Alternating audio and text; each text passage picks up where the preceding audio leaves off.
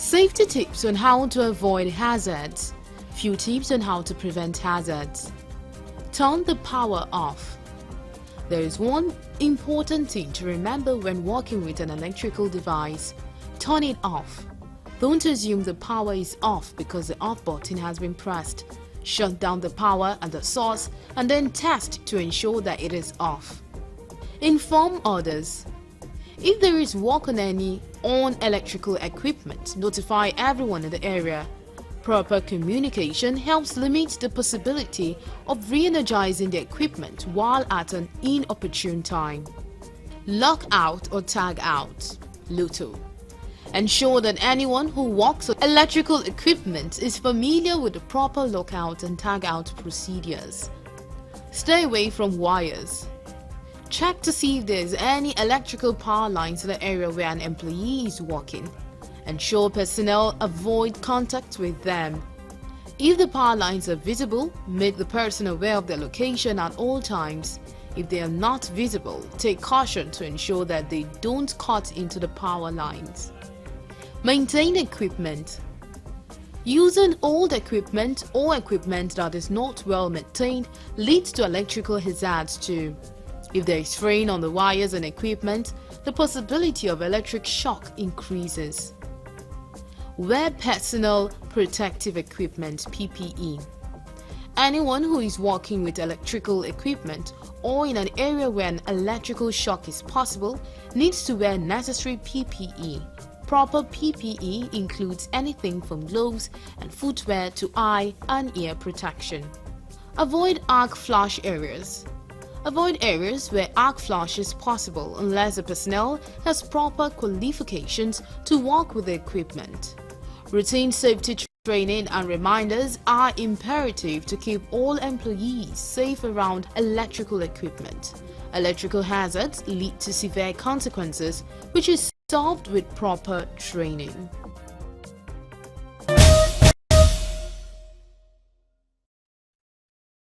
Exciting to be here again, and yes, it's Friday. As usual on Fridays we have this very soft landing, but funny enough today is quite different because yesterday we talked about women that should go into business, what you need to do, the kind of business you could do that will not cost you so very much. Well, we have somebody that we're talking about the challenges of women in business now. Yes, it's not like when you start that business we advise you to do yesterday, does not mean that you won't go through some challenges, but trust me, there are other ways you can go about coming out victorious. So yes, we have an amazing guest to do that, to do justice to the topic we have for today. Her name is Vanessa Nabene. She is a lifestyle art event planner. She's the CEO of Sip and Paint Experience. She's also a mental health advocate. Can we have Vanessa on the screen? Do we have Vanessa?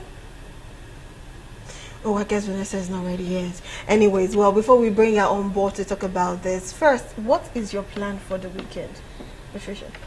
Don't tell me that, the other thing, but what plans you have? Okay, great. True. Great. I'm not going to say the other thing because I'm going through so much pain right now. My leg, you know it. So, plan is to rest. Rest. That's all for the weekend. Are you sure? Not 100% sure. I knew it. Not 100% sure though. Oh, well, I have some little meetings here and there, some little outings, not the party, but meeting with some very strong people, and let's do business. Let's make money. Let's sell palm oil. Yeah, palm oil. Vanessa is okay, we have Vanessa ready already. Okay, hi Vanessa. Good morning. Good morning. Hi. Hi, it's good to have you on the show. Thank you so much for joining. Thank you. Thank you for having me. Okay, all right. So, we're talking about the challenges in business. Now, yesterday, we had a guest who we spoke to about businesses that a lot of women can go into and boost, their income. It shouldn't be just only your salary or whatever you do. You can do all the businesses with so much little amount. But yes, while we are advising the women to go into all this business, one thing I think we kind of skipped, because we just needed women to be informed about what they need to do with even as low as 5,000 to start a business. Now, I want to start with the challenges one can encounter in business, in any kind of business. What are the kind of challenges or the major challenges you think that every woman in business would actually undergo? Now, when you state those challenges that any woman, starting a business, either be it in dollars, in naira, in millions, or in as low as 5,000, the kind of challenges that they can go through, while stating the fact about that, can you also give us ideas or ways that one can, I don't want to use the word maneuver, try to come out victorious despite the challenge, try to beat that challenge to beat it down, to be able to, make it in that business that you are doing. Please go ahead. We're listening. Hello, hi. Okay, so I would say the most common the challenge that women face, first of all, is the social construct. Because like most women, when they go into business, they only think about it very small. They always look at it as small scale. And and when you already put that in your mind that is the limit you want to put for your business, it doesn't grow. So first of all, if our mental health and our right sense and the plans we have for our business are set up properly, and then I would say, okay, the business can go better. That is one challenge we have. Aside from access to funds, we don't really have much access to funds, and you know, um, the business aspect has actually been highly dominated by men, and so we women who are coming in, we're struggling with different challenges here and there on how to get into this field. So we have challenges from opposite gender. We have funds challenges. We don't have establishments made for loans and all of that so that women can start businesses. So those are challenges. And then the third challenge is the social construct, like where we limit ourselves in our business, why we always call it small business and why we look at it as a small business. I think we shouldn't use that word anymore. I would say that. So yes, I would say those are the challenges I have faced, and I'm sure there are lots of women who are in business who are also facing these challenges. So yeah, those are the challenges I would say we're facing. And then how to make it better is, first of all, you need to know what you're about to do. You need to know what you're going to do, and you need to believe in what you're doing. But anyway, she mentioned something which is very important, and I would really like to ask her, since she's also into a live event act planning, and which is something that is quite rare. It's not something that a lot of women go into. So I was going to go to the area of asking her how she got her funding. And how exactly does that job run? Because you understand, it's different when you say you're an event planner. But when you are a live act event planner, it means you're into art. So exactly what do you do? We would really like to know, because see, there are a lot of things women can go into. I'm going to be honest, this is like the first time I'm actually hearing something like this, because I feel like an event planner is an event planner. So it probably could mean that she planning events, it probably has to do with anything art, and not maybe this normal party. You're an event planner, right? Right? Don't put me on the spot. I'm putting you in the spot. You're an event planner, and of course, if they tell you to organize a live art event, you might need to probably ask questions about. I wouldn't even know where to start from. True, I wouldn't know where to start from. So that's why we have to hear from her. But also, she said something, that caught my attention, and I really want to ask her questions around that.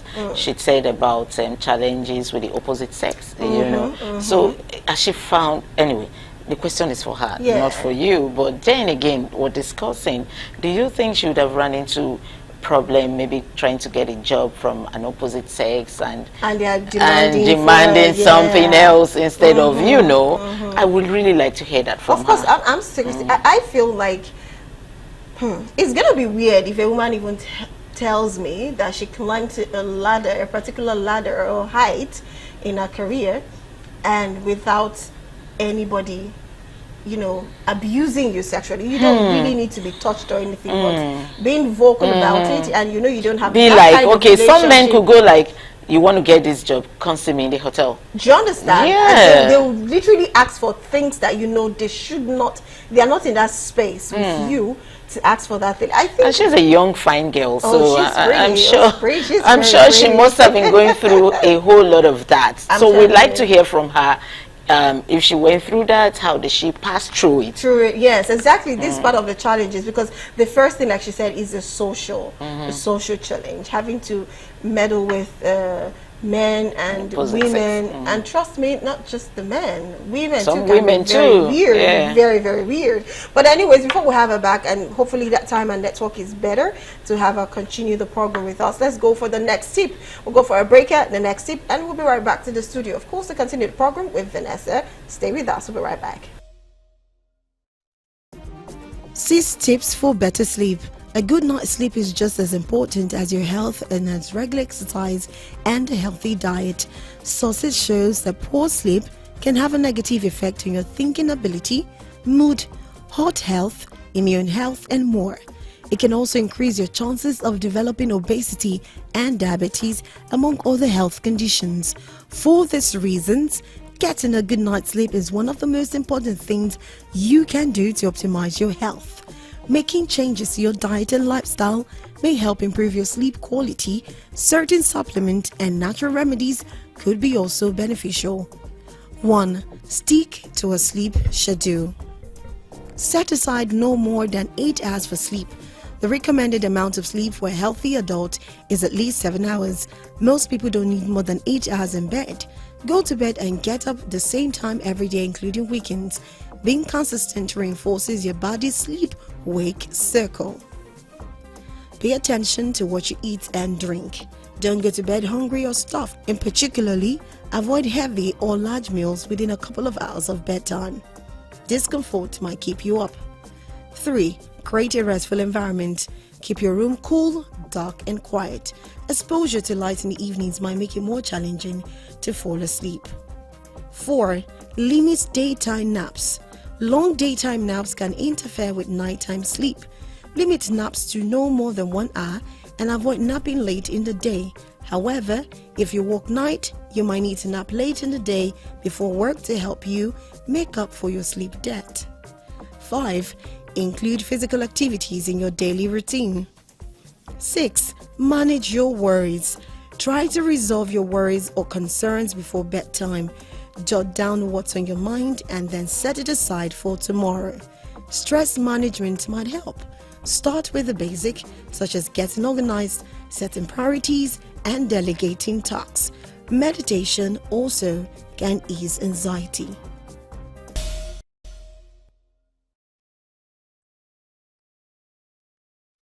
Alright, welcome back. You're still watching Women's Corner. Now that's to have better sleep. You know, while watching that tip, I just felt like sleeping, but come on, I'm just kidding. Anyway, yes, you're welcome back. We're still talking about the challenges women face in business. And of course, we're doing that with Vanessa. Do we have Vanessa? Vanessa, is she ready? Can we have her back on the screen if she's ready? Okay, hi Vanessa. Hi. Sorry about that. So basically, you said something very important. You talked about the social challenge that women go through for any woman who is in business. So I know obviously you're a business person, but first, before we even ask about your challenge, the social challenge you went through, you know, being, you know, an event planner, a live arts event planner, I want to ask exactly what is the job of a live art event planner? What do you do? So I bring art to any event. So it's a lifestyle. I see art as a lifestyle. So I want it to be incorporated in different kind of events. I don't want it to just be limited to just being in going to the gallery or all of that.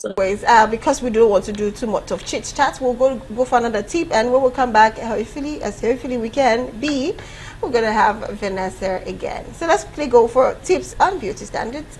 Then we'll have a break and we'll come back to us. Stay with us.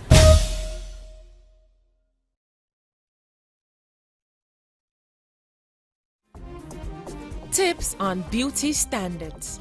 When we talk about beauty, we often think of a typical 90 to 60 to 90 body, long legs, skinny face with big eyes, perfect skin. But do you know what? People have flaws and it's normal. You shouldn't blame yourself for acne, the gap between your teeth, freckles on your face or your shoulders, or any other features that make you special. Self-acceptance is not a destination, but a journey that requires kindness and patience, especially in a world that often encourages comparison.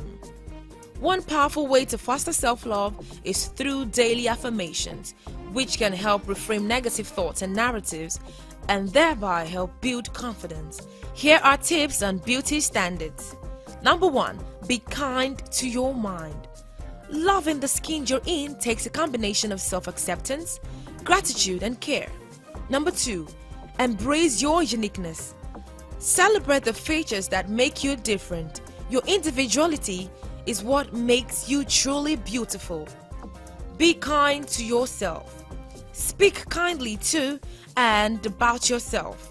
Challenge negative thoughts and replace them with self-compassion and understanding. Number 3, practice gratitude for your body.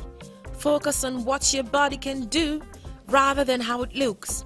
Appreciate its strength, resilience, and the experiences it allows you to have. Fill it with nutrient-rich foods that help keep it healthy and functional. Number 5, accept your skin and body changes over time.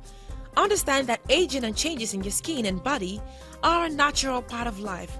Instead of resisting them, embrace these transitions with grace. Number 6, acknowledge that perfection is an illusion. No one is perfect. Seriously, set yourself free from unrealistic standards and appreciate the beauty of imperfection. Number 7, protect, respect, and thank your skin. Care for your skin by nourishing it with healthy nutrient, hydration, and skincare routines that cater to its natural balance and properties. Number 8, connect with nature. Balance your body and mind with a walk in the woods or a moment by the ocean. Take in the quiet and allow yourself to realize that there's so much more to this world than fitting into a certain beauty standard. And lastly, clean up your feed. Take a closer look at what floods the feed on your social media. How are the posts making you feel? Actively evaluate whether the best decision is to unfollow certain profiles or delete apps as a whole. Or take a break from them and notice how it affects your mood. We promise you're not missing out on anything. This only makes for a great occasion to view how your own content may affect others. Does your profile reflect your true self?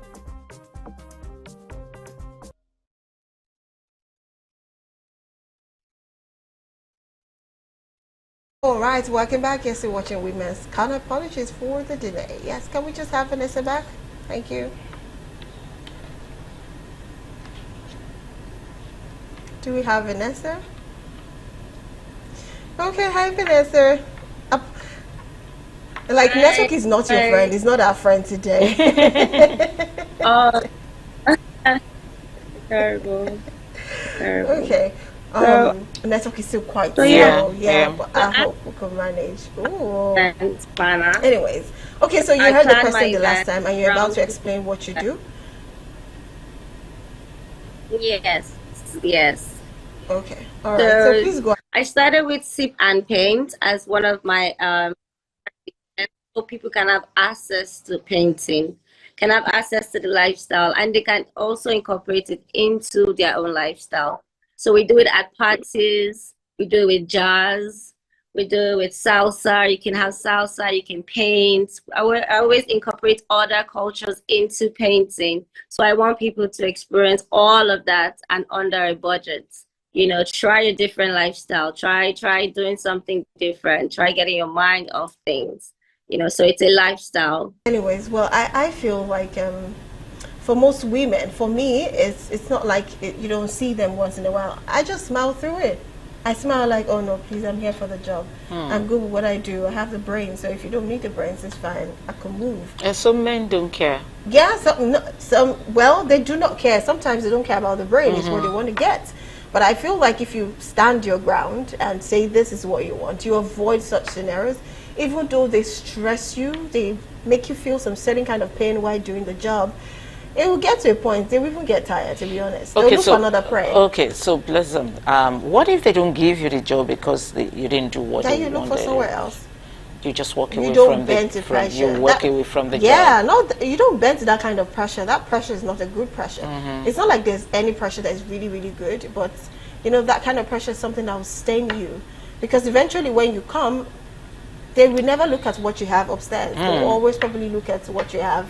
You know what you have. Yeah, what they had with you. So what do you have? What do you have down there? Yeah, not what is upstairs. So it's something that most women, I feel, women need to actually stop, you know, bending towards that side, wanting to do such things just to keep a job, because that is what is ruining a lot of people who are really, really ready to work, who have that brain, who are smart, and they want to work. But because they feel that there's somebody as smart as you, well, she was smart when she came in, but she did it. So why do you think you're better off than her? Why do you think you're better off than other people who are doing it? You know, sometimes when I hear men say that, I just look at you and I feel like, man, your IQ is low. I can't talk to you. Because if you think because somebody else bowed to such a pressure, and you think I will bow to it or some other lady will bow to it, let me ask you a question. Why do you think that some women bow to that pressure? Do you think it's a pressure from the family because they need the money, because they need to get a job? You know. Well, there are a lot of reasons, but I just feel it's desperation. You are desperate to get something. Whenever you're desperate to get anything, you are prone to fall into the wrong hands. I agree with you, but the desperation could come from the fact that they need this money to pay bills. That's what I'm saying. It's still part of desperation. I've seen people who have had no jobs, they had no money, but they look for businesses to do. They just need that small change they have. Talking about that, how much do you think Vanessa would have started this project with? Please, Vanessa, do I look like your sister? Do I look like your sister? Because I don't understand what Patricia is trying to do. You know, because yesterday I should be the one asking you, because you're an event planner, right? So no, but I do not know what she's talking about. Well, she said it's something that when you have an event, you want to do organize an event. You know, they don't make it look like just an event. They bring in art to your event. Excuse me, when you're planning for a wedding, you want to bring in acts into a wedding? Well, most Nigerians don't do that, but I've seen people outside the country in diaspora. Nigerian weddings are rowdy. Where do you want to bring acts into? You know, we have two families coming together with different colors in the hall, and then you're bringing in art. There'll be no time for that. So, but I've seen weddings, I've seen Nigerians who don't even live here, they live outside the country and they want to get married here. I've seen them bring 1 or 2 acts into the picture, not in a hall. Now you see that they don't even want to do the wedding in a hall. They do it at an open space. In a garden? Yeah, in a garden, an open space. And you see structures, sculptures, you know, along the way, maybe on the aisle. That alone is art. I don't know if I'm speaking the same thing as she, but I think that's what makes it beautiful. It's not every time. We Nigerians like paparazzi. See wedding day, you will see chandelier as long as what I don't know.